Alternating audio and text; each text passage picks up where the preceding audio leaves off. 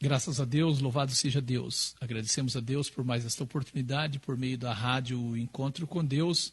Estamos apresentando o 8º ponto de fé da Igreja de Deus, o plano de Deus para a salvação do homem. Antes de adentrarmos no estudo de hoje, vamos trazer o resumo do 6º e 7º ponto de fé, a queda do homem e a punição dos ímpios. No 6º ponto de fé, nós mostramos por meio das Escrituras que é impossível uma pessoa acessar a salvação se não conseguir crer que é um descendente de Adão. Mostramos que em todas as Escrituras a queda de Adão e Eva é entendida como a queda de toda a humanidade. Que o diabo conseguiu enganar toda a humanidade um dia. Que Adão e Eva pecaram antes mesmo de comer o fruto proibido. Que comer o fruto foi a consequência de duvidarem da palavra de Deus. Neste estudo nós deixamos claro que firmarmos na verdade é a nossa maior arma contra o diabo e que a confiança em Deus, a fé, é um escudo contra os dardos do maligno.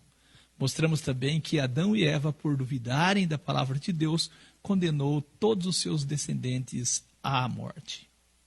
Assim, a terra deixou de ser o reino dos céus.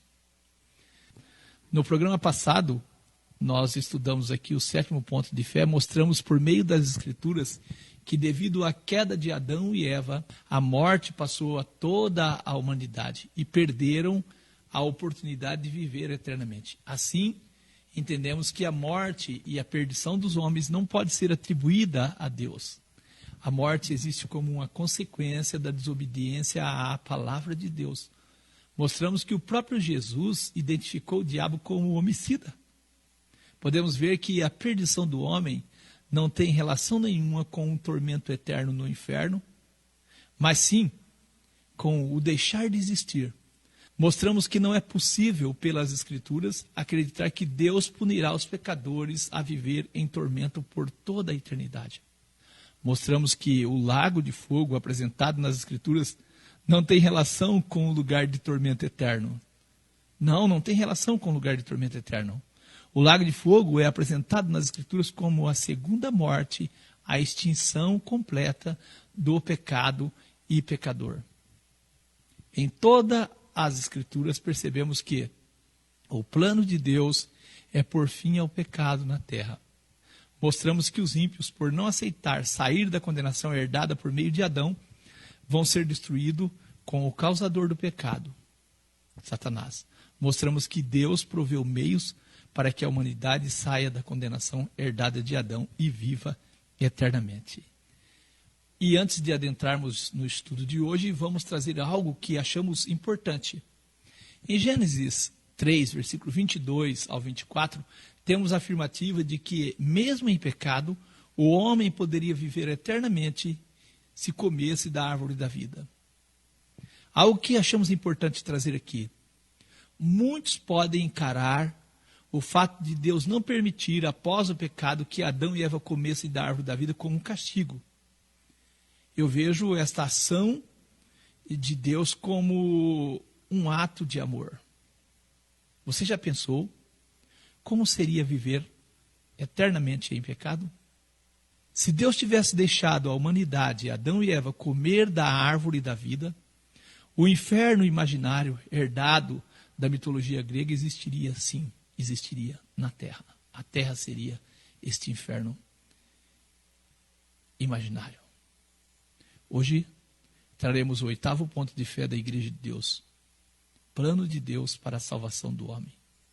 Se você não acompanhou a apresentação do 6º e 7º ponto de fé, solicite os áudios, pois temos certeza que o seu entendimento será maior a partir do estudo destes pontos. João 1, versículo 29. No dia seguinte, João o Batista viu a Jesus que vinha para ele e disse: Eis o Cordeiro de Deus que tira o pecado do mundo. Louvado seja Deus. Apesar de toda a rebeldia de Adão e Eva, duvidando de Deus e de seu caráter, Deus ainda olhou e olha com amor para a sua criação. Sabemos que após o pecado, Adão e Eva fugiram e se esconderam de Deus E foi Deus quem foi ao encontro da humanidade caída. E mesmo assim, Deus ouviu várias desculpas da parte deles. Gênesis 3, versículo 8. E ouviram a voz do Senhor Deus que passeava no jardim pela viração do dia.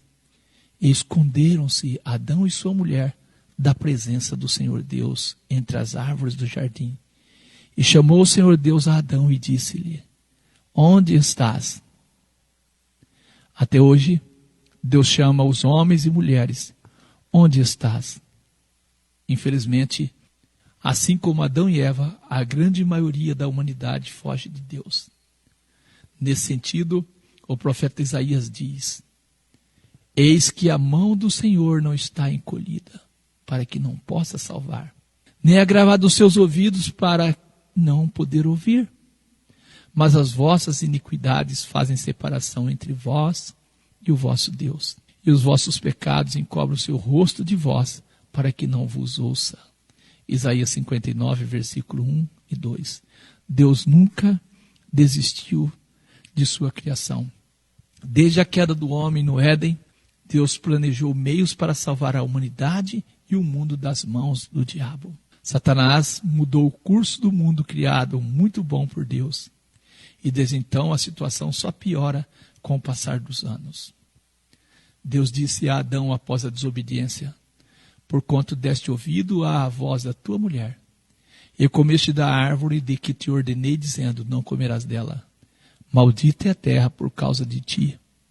Com dor comerás dela todos os dias da tua vida. Gênesis 3, versículo 17. Após a queda da humanidade, Deus disse ao diabo: eu porei inimizade entre ti e a mulher, entre a tua semente e a sua semente. Esta te ferirá a cabeça, e tu lhe ferirás o calcanhar. Gênesis 3, versículo 15. Em Gênesis 3, no versículo 15, nós identificamos a promessa de um Salvador, alguém que venceria o diabo. Muita gente não consegue acreditar no relato de Gênesis, porém todas as escrituras só encontram sentido se acreditarmos que Deus criou o mundo para ser o seu reino. Eva duvidou da palavra de Deus e desobedeceu à palavra de Deus. Por causa da desobediência de Eva e Adão, o inimigo conseguiu trazer a maldição à terra. Até no meio da cristandade, há muita dificuldade em entender o plano de Deus para a salvação da humanidade e do mundo. E essa dificuldade, eu quero dizer, é fruto de ideias tomadas fora das Escrituras. O plano de Deus para a salvação apresentado nas Escrituras não inclui a destruição da terra, levar alguém ao céu, um estágio em um purgatório, a mediação dos santos mortos em favor dos vivos, não inclui. Assim também eu quero dizer, a perdição apresentada nas Escrituras não tem relação nenhuma com o inferno da mitologia grega. O plano da salvação é uma proposta para reverter as consequências da má escolha de Adão e Eva. Então, a partir de Gênesis 3 e 15, vamos explorar as Escrituras na busca do plano de Deus para a salvação da humanidade e do mundo. Gênesis 3, versículo 14 e 15, então o Senhor Deus disse à serpente: porquanto fizeste isto, maldito serás mais que todas as feras e mais que todos os animais do campo. Sobre o teu ventre andarás, e pó comerás todos os dias da tua vida. E porei inimizade entre ti e a mulher, entre a tua semente e a sua semente. Esta te ferirá a cabeça, e tu lhe ferirás o calcanhar. A Nova Tradução Internacional, ela diz assim: porém inimizade entre a sua descendência e o descendente dela, o descendente da mulher. Nesse diálogo de Deus com o diabo, temos informações importantes. Haveria inimizade entre a semente do maligno e a semente da mulher. A semente da mulher feriria o diabo na cabeça e o diabo feriria a descendência da mulher no calcanhar. Eu repito, Deus nunca desistiu da sua criação. O plano de Deus começa com um descendente da mulher que vencerá o diabo. Após a queda da humanidade, Adão e Eva, Deus deu sinal de boa vontade em salvar a humanidade. Deus sempre procura, mostra boa vontade. E é comum acreditarmos que a primeira morte ocorrida na terra foi a de Abel, porém esta não é a realidade. Assim nós podemos ler: fez o Senhor Deus a Adão e à sua mulher túnicas de peles e os vestiu. Gênesis 3, versículo 21. Eu pergunto, pele de quê? Apocalipse 13, versículo 8, nós temos uma informação muito importante. Adoraram-no todos os que habitam sobre a terra, adoraram a besta, esses cujos nomes não estão escritos no livro da vida do Cordeiro, que foi morto desde a fundação do mundo. Você entendeu? Que foi necessário a morte de um cordeiro para cobrir a nudez de Adão e Eva. Infelizmente, até os dias de hoje, a humanidade busca se justificar diante de Deus, assim como Adão, que procurou fazer roupas para cobrir a sua nudez. Só Deus foi capaz de cobrir a nudez de Adão e Eva. Porém, isso custou a vida de um cordeiro. O profeta Isaías diz, mas todos nós somos como imundo, e toda a nossa justiça como trapo da imundícia.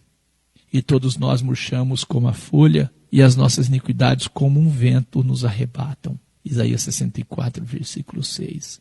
A humanidade tem que entender que a salvação só é possível a partir da aceitação do plano de Deus para a salvação do homem e do mundo. João Batista, quando vê Jesus, ele diz, eis o Cordeiro que tira o pecado do mundo. João 1, versículo 29. Sabendo que o pecado e o efeito dele mudou o curso do mundo criado por Deus, e a grande maioria da humanidade anda segundo a vontade do diabo, sendo assim, o plano de Deus para a salvação é anunciado por um evangelho que apresenta a solução para o problema que surgiu no Éden. Caso contrário, eu digo, é a mesma coisa que ter um diagnóstico de uma doença, não receitar remédios de acordo com o diagnóstico. Não levar o diagnóstico em consideração na hora da prescrição da medicação. Já entendemos que o cordeiro que cobriu a nudez de Adão e Eva é a figura do Salvador. E que em todas as Escrituras esse cordeiro é identificado como sendo Jesus, um descendente da mulher. Assim podemos entender que a salvação da humanidade e do mundo dependia do nascimento do Salvador. O inimigo fez e faz de tudo para impedir que a humanidade entenda o plano de Deus para a salvação. Infelizmente, a humanidade está cega para o propósito de Deus. Quando lemos as Escrituras, deparamos com acontecimentos que tendem a passar desapercebidos. Nesse sentido, vamos buscar alguns nomes importantes ligados diretamente à história do descendente da mulher Jesus e vamos mostrar as lutas enfrentadas por cada um desses personagens. Quando nasceu Caim e Abel, logo o inimigo buscou meios de influenciar os descendentes da mulher para a sua vontade. Não é por acaso que está escrito, não como Caim, que era do maligno, e matou o seu irmão. E por que causa o matou? Porque as suas obras eram más e as de seu irmão justas. 1 João 3, versículo 12. Daí em diante o diabo trabalhou para misturar as sementes, trigo e joio, para que o plano da salvação perdesse o sentido. A mistura que o diabo fez, eu digo, foi tão grande, que a quantidade de pessoas salvas no dilúvio é uma demonstração do quanto o diabo tinha o controle do mundo nos dias de Noé. Assim, por meio do dilúvio, Deus enfraqueceu a influência do diabo sobre os homens. Porém, os homens, descendentes de Noé, logo se desviaram também de Deus.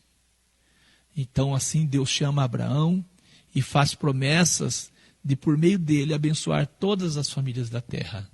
Gênesis 12, versículo 1 ao 3. Ora, o Senhor disse a Abrão, sai-te da tua terra, da tua parentela e da casa do teu pai, para a terra que eu te mostrarei. E far-te-ei uma grande nação, abençoar-te-ei, engrandecerei o teu nome, e tu serás uma bênção. E abençoarei os que te abençoarem, e amaldiçoarei os que te amaldiçoarem. E em ti serão benditas todas as famílias da terra. Em ti serão benditas todas as famílias da terra. Você não acha estranho Abraão casar com uma mulher estéril? Você não acha estranho? Não é estranho também Isaac casar com uma mulher estéril?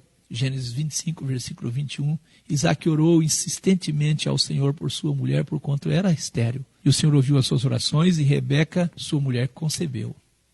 Outro fato que eu quero trazer aqui, que não é um acaso, foi o juramento de morte que Esaú fez a Jacó.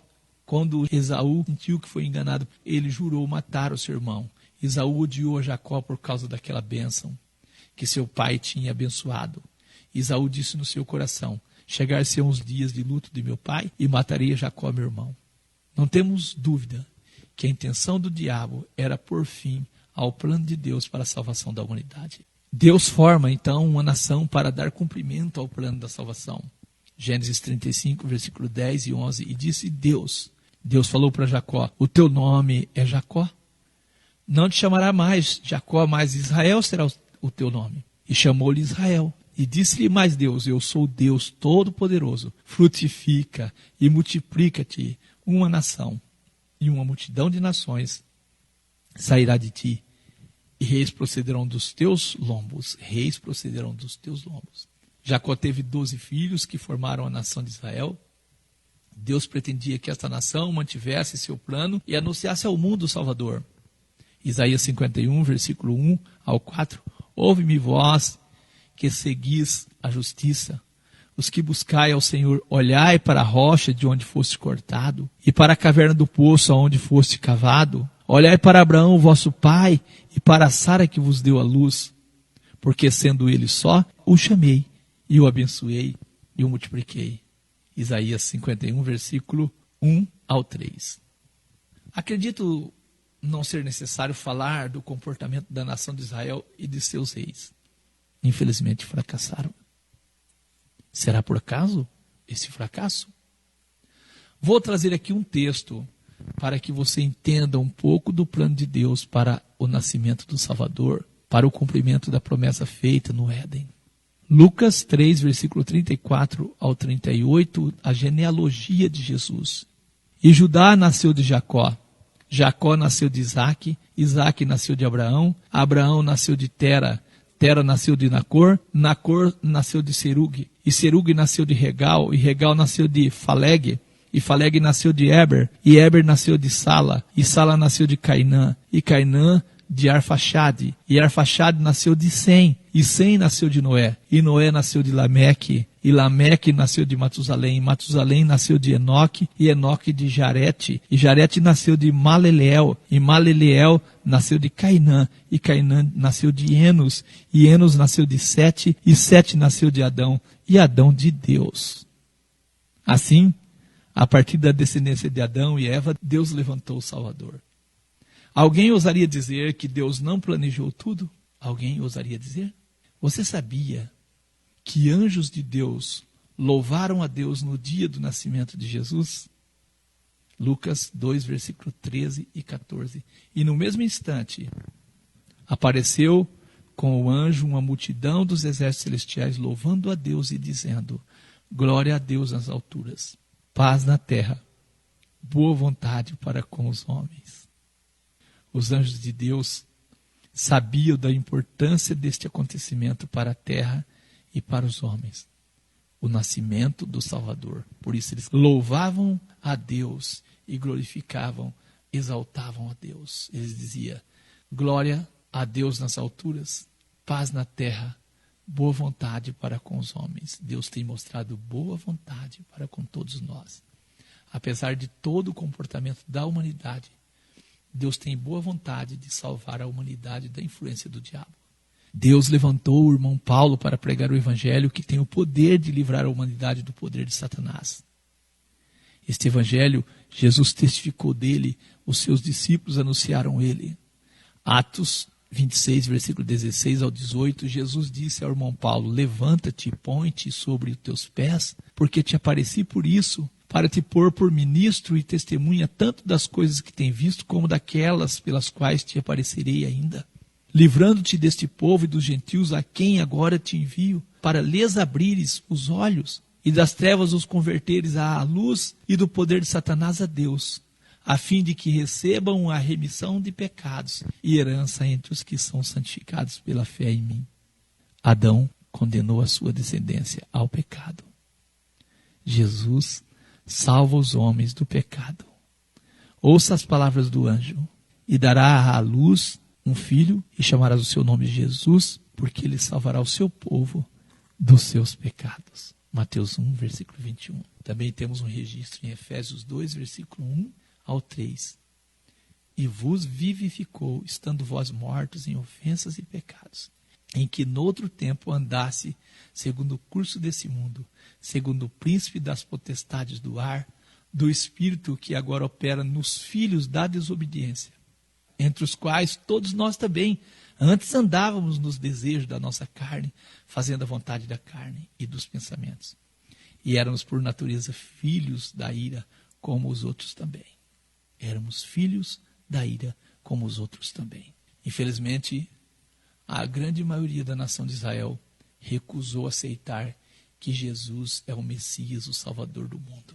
João 1, versículo 11 ao 13. Veio para o que era seu, e os seus não o receberam. Mas a todos quanto o receberam, deu-lhes o poder de serem feitos filhos de Deus, aos que creem no seu nome, os quais não nasceram do sangue, nem da vontade da carne, nem da vontade do homem, mas de Deus. Eu trago aqui uma pergunta. Você já imaginou como seria o mundo se Israel tivesse recebido a Jesus? Já imaginou? Você já imaginou?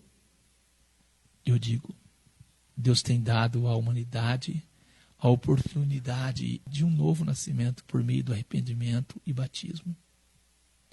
João 3, versículo 3 ao 6, palavras de Jesus. Jesus respondeu e disse a Nicodemos: na verdade te digo, que aquele que não nascer de novo não pode ver o reino de Deus. E disse-lhe Nicodemos: como pode um homem nascer sendo velho?